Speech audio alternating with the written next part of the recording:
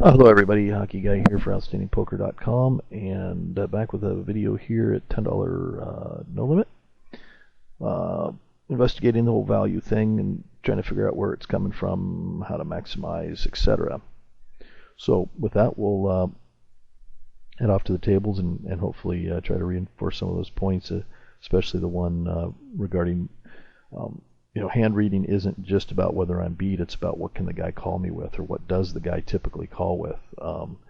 And because that's just a huge component of your getting value is knowing what your opponent might have and might call with.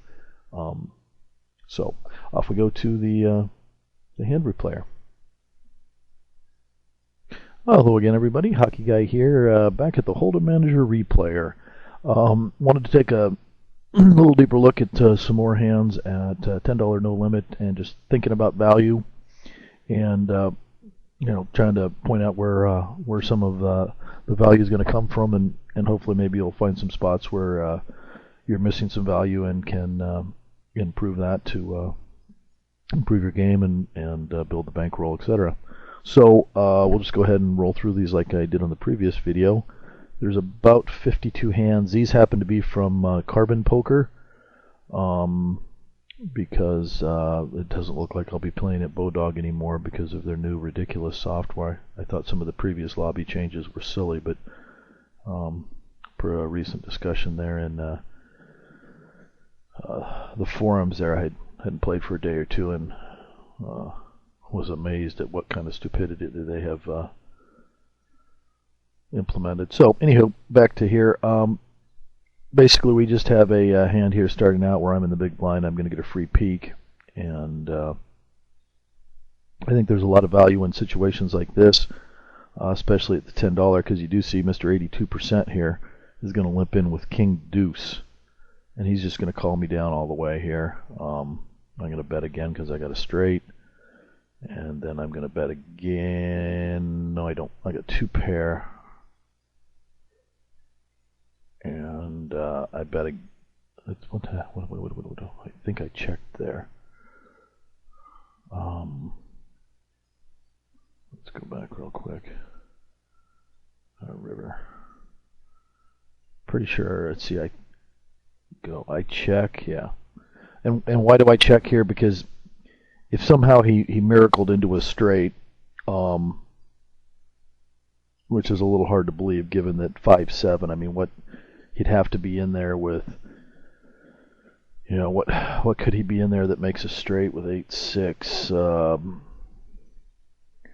He has 9-10, 4-3, 3-6 something. Pretty hard to believe that he could chase down two streets with whatever he had. But he could easily be in there with a king. And, if I put him on a king, he's probably going to call. But when I check to him, he might likely bet as well. And as it turns out, that was the case. So it's, I can make a case there for betting again. But the question is, do you think he's going to call again with worse? If he's sitting on a busted, got shot with bottom pair or something, he's probably not going to bet. But by checking there with players at this level, they see 4 to a straight and they think scare card, but they don't look at how could somebody possibly have the 5th card that makes a straight here. And when you look at that, it's pretty darn difficult for somebody to have actually the straight unless they're sitting on King 9 or King 4 to start with. So anyhow, I've got two pair here. If he's got King 7 or King 8, God bless him, or King 9 or King 4. But it gives him a chance here. I mean, I could probably make a case that I could have bet here, but it puts me in a tough spot if I get raised. And so, anyhow, he bets, and I call him down with two pair, which I think is pretty mandatory there. Because, again, it's if he backdoored into it, he backdoored into it, but it's really tough for him to show up here with a 4 or a 9. So, off we go to the next hand. Kind of a weak ace here with no suited and no straight possibilities, but against a rock I'm kind of expecting him to fold. And we see there We look at Rock Boy here, fold please, and he is very tight. So I expect him to fold a lot straight away on the pre-flop, and then there's just going to be a zillion flops, and I'm going to be able to just barrel him off of it because he's tight. So it's just an adjustment to our player or our opponent.